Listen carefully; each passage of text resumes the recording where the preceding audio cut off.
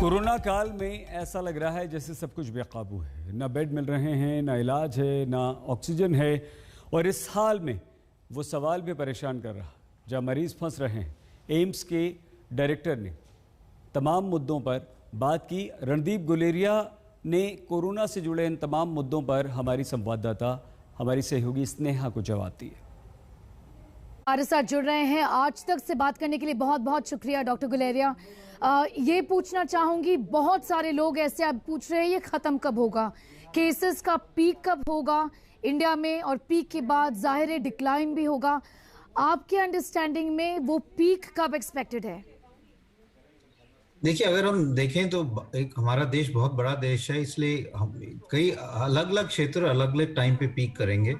अगर हम अभी वेस्ट इंडिया की बात करें तो वहाँ पे केसेस स्टेबलाइज होके कुछ हद तक कम होने शुरू हुए हैं।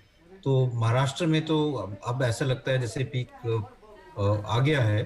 अगर हम सेंट्रल इंडिया की बात करें, दिल्ली और आसपास के क्षेत्र की, तो उसमें मुझे लगता है अभी कुछ दिन और लगेंगे। हो सकता है कि मिडिल ऑफ दिस मंथ तक शायद पीक आ जाए, लेकिन ये डिपेंड करता है कि हम लोग कितना कोविड अप्रोप्रिएट बिहेवियर मेंटेन करते हैं जिससे वायरस को आगे फैलने ना दें। लेकिन डर यही है कि फिर जो पैंडेमिक है थोड़ा ईस्ट इंडिया की तरफ ना फैले, कि वहाँ पे केसेस बढ़ना शुरू हो। असम और बंगाल में देखें तो वहाँ पे अभी केसेस बढ़ने शुरू हुए हैं, तो ये भी एक चिंता का विषय है। तो मेरा ये मानना है कि पीक जो है वो हर एक अलग अलग एरियाज में थोड़ा से अलग अलग टाइम में आएगा। लेकिन अगर हम पूरी तरह से कोविड अप्रोप्रिएट बिहेवियर निभाएं तो अगले इस महीने के एंड तक केसेस कम हो जाने चाहिए। सर, केसेस कम होंगे लेकिन वायरस का नेचर जैसा है, आपको ऐसा भी लगता है कि थर्ड वेव आने की भी चांसेस है, और इसके लिए ज्यादा से ज्यादा लोगों को वैक्सीनेट करना कितना जरूरी है? बिल्कुल, थर्ड वेव आने के चांसेस हैं, थर्ड वेव भी आ सकता है। लेकिन अगर हम ज़्यादा से ज़्यादा लोगों को वैक्सीनेट कर पाएँ, ज़्यादा से ज़्यादा लोगों में इम्यूनिटी हम बना पाएँ, तो अगर भी थर्ड वेव आएगा भी तो इतना शार्प और इतना खतरनाक नहीं होगा जैसे सेकंड वेव था। इसलिए अगर हम पूरी तैयारी करें और ये देख लें कि जो कुछ हमने इस वेव से और पिछले वेव से सीखा है उसको हम आगे इम्प्लीमेंट करें और वैक्सीनेशन को बहुत एग्रेसिवली करें, तो थर्ड वेव जो है वो इतना सीरियस नहीं होगा। सर, वैक्सीनेशन डोजेस के शॉर्टेज की बात की गई है। सीरम इंस्टीट्यूट ऑफ इंडिया ने कहा है कि जुलाई तक ये शॉर्टेज रहेगा। ये कितना बड़ा कंसर्न है? ये कंसर्न है, और ये कंसर्न पहले से ही कुछ लोगों को आइडिया था, क्योंकि हमें अपनी कैपेसिटी को ही देख के चीजें समझनी चाहिए। और सीरम इंस्टीट्यूट और भारत बायोटेक की जो कैपेसिटी है वो आस्ता आस्ता ही बढ़ेगी। वो नए प्लांट्स लगा रहे हैं और लोगों के साथ कोलैबोरेट कर रहे हैं। लेकिन वैक्सीन टेक्नोलॉजी और वैक्सीन प्लांट लगाना थोड़ा सा टेक्नोलॉजी जो है वो थोड़ी सी हाई एंड की है। ऐसा नहीं है कि जैसे हम एंटीबायोटिक्स बनाते हैं या और दवाइयां बनाते हैं कि हम एक प्लांट खोल जल्दी से स्टार्ट कर सकते हैं। इसमें काफी हाई एंड इक्विपमेंट और की जरूरत पड़ जाती है वैक्सीन बनाने में, इसलिए इसमें थोड़ा सा टाइम लग रहा है। उस दौरान में हम ये भी कर सकते हैं कि जो वैक्सीन बाहर बन रही हैं, जो अवेलेबल हैं और जिनको अब रेगुलेटरी अप्रूवल मिल चुका है, उनको हम प्रोक्योर करने की कोशिश करें, जिससे हमारे वैक्सीन पूल्स बढ़ जाएं, चाहे वो स्पुतनिक वैक्सीन हो, फाइजर की हो, मॉडर्ना हो, तो ये भी हमारे पूल में आ जाएं। और साथ साथ ये कैपेसिटी हमारे जो इंडिजिनियस जो लोग भारत में जो बन रही है वैक्सीन, चाहे वो सीरम इंस्टीट्यूट की हो, भारत बायोटेक की, वो भी उनकी प्रोडक्शन भी बढ़े और लोग और कंपनीज के साथ कोलैबोरेशन करके और प्लांट्स में भी वैक्सीन बनना शुरू हो, तभी हम अपने पूरे देश की वैक्सीनेशन की रिक्वायरमेंट को मीट कर पाएंगे। जी डॉक्टर गुलेरिया, सेकेंड वेव का शायद आपको आइडिया था, लेकिन क्या आपको ये आइडिया था कि 4 लाख केसेस से ज्यादा एक दिन में हमारे देश में देखा जाएगा? तो सेकेंड वेव का बहुत लोगों को आइडिया था, बहुत लोग सेकेंड वेव की बात भी कर रहे थे। लेकिन दो चीजें थी। एक चीज तो ये थी कि हमने ये सोचा नहीं था कि वायरस इतना म्यूटेट करके इतना इन्फेक्शियस हो जाएगा कि rate of rise of cases 4 lakh तो कई लोगों ने सोचा था हो सकता है, पर ये सोचा था कि आस्ता आस्ता 4 लाख होंगे। जैसे पिछली दफा केसेस आस्ता आस्ता बढ़े थे तो हमारे हेल्थ केयर सिस्टम को समय मिला और पेशेंट्स का टर्न अराउंड टाइम भी था कि जो दाखिल हुए हैं वो 7-8 दिन में जब तक डिस्चार्ज हुए तब तक ही केसेस बढ़े, तो और पेशेंट्स को लेने की कैपेसिटी हमारे पास थी और हम और नए फैसिलिटीज खोल पाए। लेकिन इस दफा एक दो चीजें हुई हैं। एक तो केसेस एकदम बड़े हैं क्योंकि वायरस बहुत ज्यादा फैला है, और रेट ऑफ राइज अगर हम स्पाइक को देखें तो स्पाइक ऑलमोस्ट वर्टिकल है। इसका ये मतलब कि हम 10,000 और 20,000 केसेस से 4 लाख केसेस जो हैं कुछ ही दिनों में इस नंबर पे पहुंचे।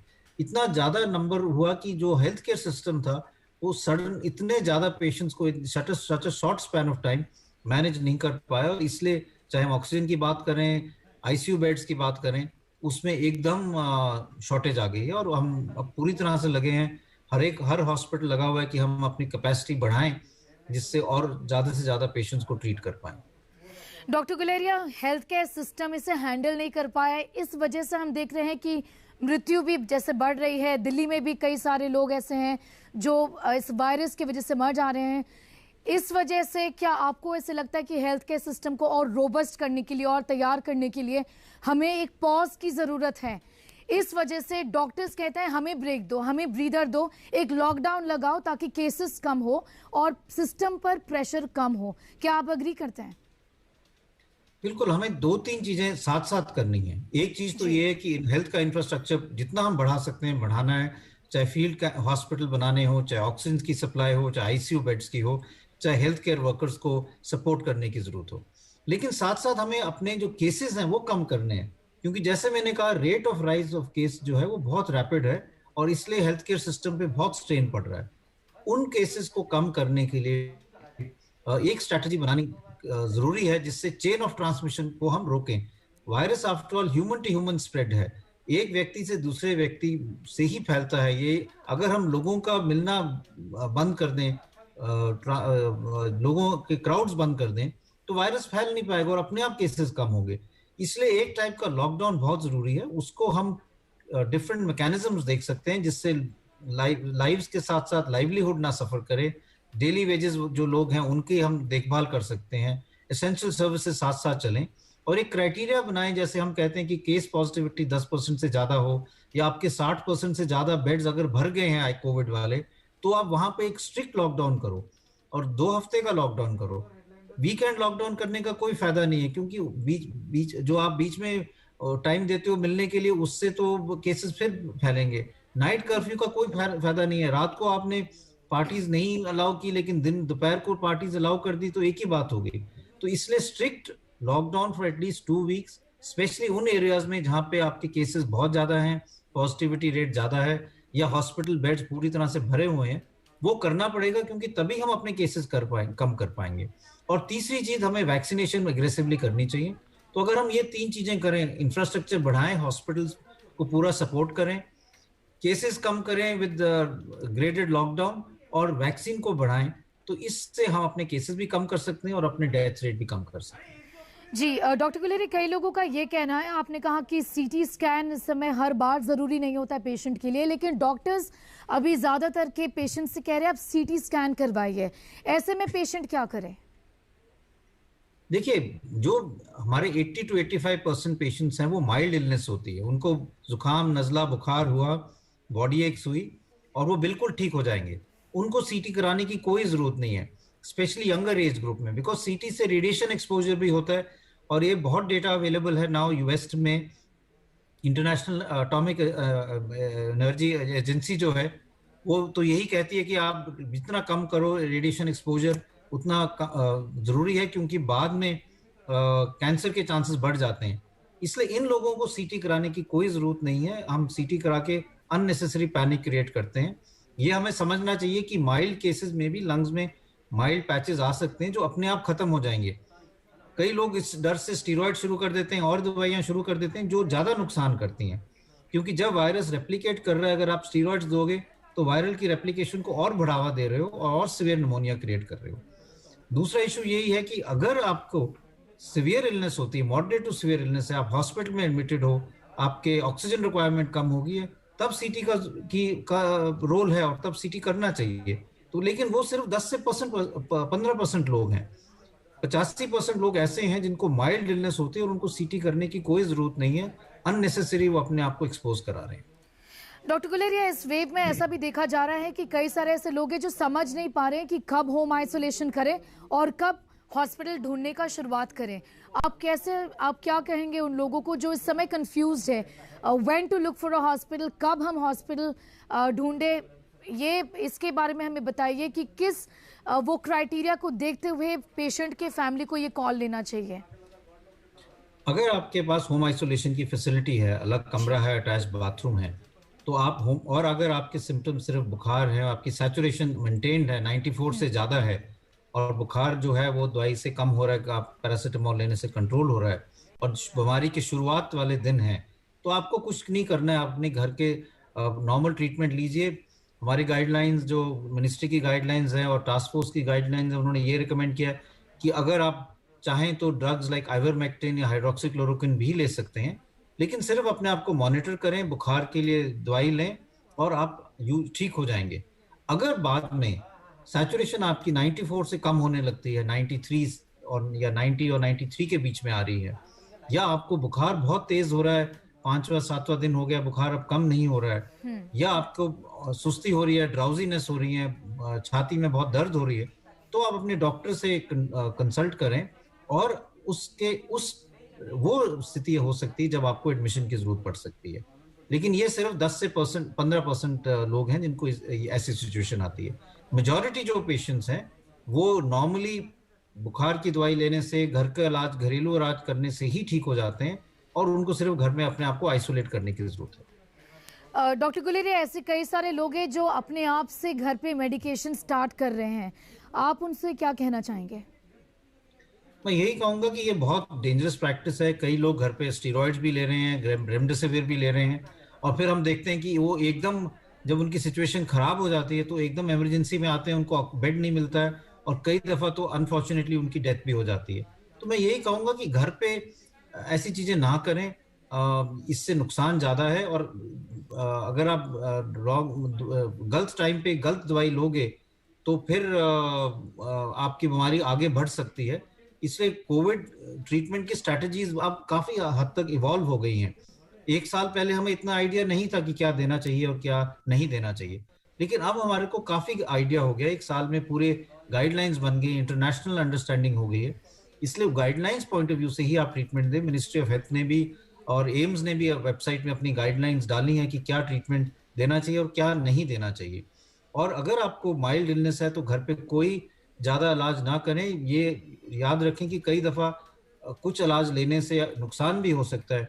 एक पेशेंट है जिन्होंने ब्लड थिनर्स पहले ही ले लिए जब इंडिकेशन नहीं थी, उनको अल्सर की तकलीफ थी, एकदम पेट में ब्लीडिंग शुरू हो गई और एकदम हीमोग्लोबिन कम हो गया। तो इसीलिए मैं कहता हूँ कि जब आपको इंडिकेशन नहीं है दवाई की तो मत लीजिए, उससे नुकसान भी हो सकता है। डॉक्टर गुलेरिया, सिस्टम में इस समय बहुत प्रेशर है। कई सारे ऐसे लोग हैं जो कि 14, 15, 20 दिन बाद भी रिकवर होने के बाद नेगेटिव टेस्ट का वेट करते हैं। वो RT-PCR टेस्ट रिपीट करना चाहते हैं एक नेगेटिव सर्टिफिकेट प्रिक्योर करने के लिए। क्या वो ज़रूरी है?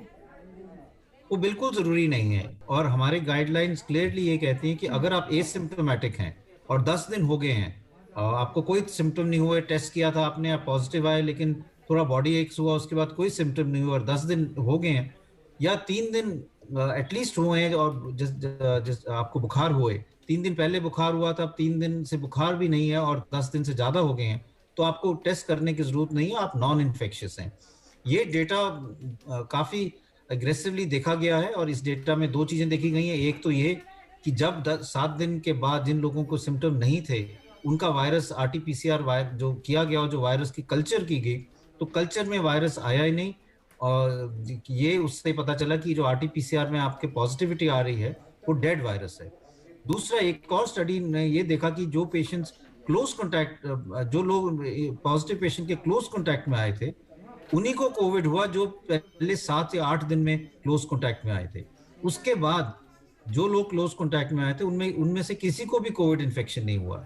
यानी कि अगर आप एसिम्प्टोमेटिक है, आपको कोई सिम्टम्स नहीं है और आपको 3 दिन से बुखार नहीं है, तो आप नॉन इन्फेक्शियस हैं, आप और किसी को इन्फेक्शन नहीं दे सकते, आपको टेस्ट कराने की जरूरत नहीं है, आप अपने आइसोलेशन जो है उसको रोक सकते हैं। और अगर कोई टेस्ट कराए, मानो 20 दिन बाद कराए, और अगर वो पॉजिटिव आए, ये चांसेस आपने कहा कि वो डेड वायरस पिक कर रहा है, लेकिन अगर CT वैल्यू 25 या 24 या 23 दिखाए, तो इसका क्या मतलब होता है डॉक्टर गुलेरिया? सीटी वैल्यू का कोई मतलब नहीं है। हम cycle threshold kit kit from one kit to the other भी वेरी करता है, इसलिए हम सीटी वैल्यू पे इतना ज्यादा हमें मतलब फोकस नहीं करना चाहिए। पहले कई लोग ये सोचते थे कि सीटी वैल्यू से हमें दो चीजें पता चल जाएंगी, एक तो कि हमें कितने इन्फेक्शन है, वायरल लोड कितना है और हम कितने इन्फेक्शियस हैं, दूसरा हमें ये पता चल जाएगा कि हमारी डिजीज कितनी सिवियर है। तो लोग ये सोचते थे कि अगर मेरा सीटी वैल्यू जो है वो ज्यादा है, इसका मतलब मेरा वायरल लोड कम है, तो मेरे को माइल्ड इलनेस है और मैं इन्फेक्शियस नहीं हूँ। लेकिन अब हमारे पास बहुत डेटा है जो ये कहता है कि ये लिंक नहीं है। इसलिए सीटी वैल्यू ना ये बताता है कि आपको इलनेस माइल्ड है या आप रिकवर हो गए हो या आप इन्फेक्शियस हो।